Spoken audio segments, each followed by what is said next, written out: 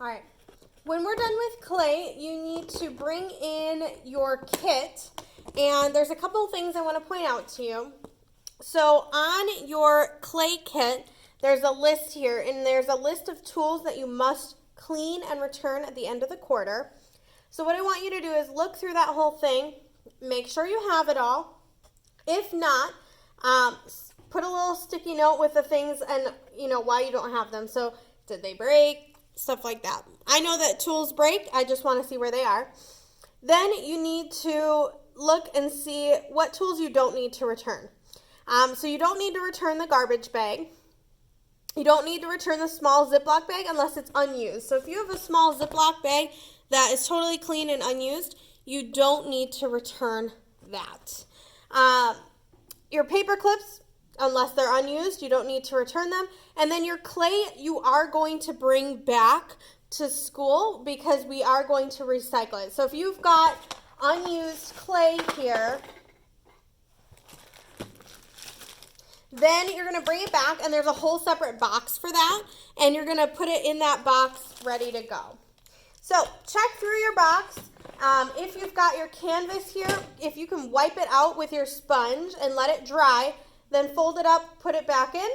You're going to return everything. So I know that I said at some point that the glaze brushes you could keep. I'm just going to collect it all, and I'll send out glaze brushes for those of you who are glazing in your glazing kits. So you need to clean everything really well with soap and water. Please disinfect everything and return it to the box. Everything needs to be returned clean. You need to wipe out your box with soap and water as well. Get all the clay out, and it should look just about brand new when you bring it back. There probably was some sort of foam tray in there. That doesn't need to come back unless it's in great shape. Otherwise, you can toss it. So you're going to bring all this back to school with your last project so we can get it ready to go for the next kid. You also have a number on your box. That number corresponds with the number that you signed up. When you come to school, you're going to look for the checkout sheet, and on the very right-hand side, there's going to be a check-in spot, and you're going to sign it saying, yes, I turned in my box with the number 35. These are mandatory. You must turn them in. You do not get to keep them.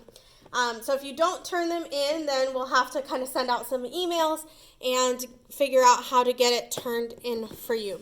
If you know you can't turn it in, you can always send me an email, and some of the driver's ed cars have volunteered to do some pickups, and admin has also said that they would do some pickups. So let me know if you know that you can't bring it back, but otherwise you should be bringing a fully clean and disinfected kit back to school so that we can use it for the next classes.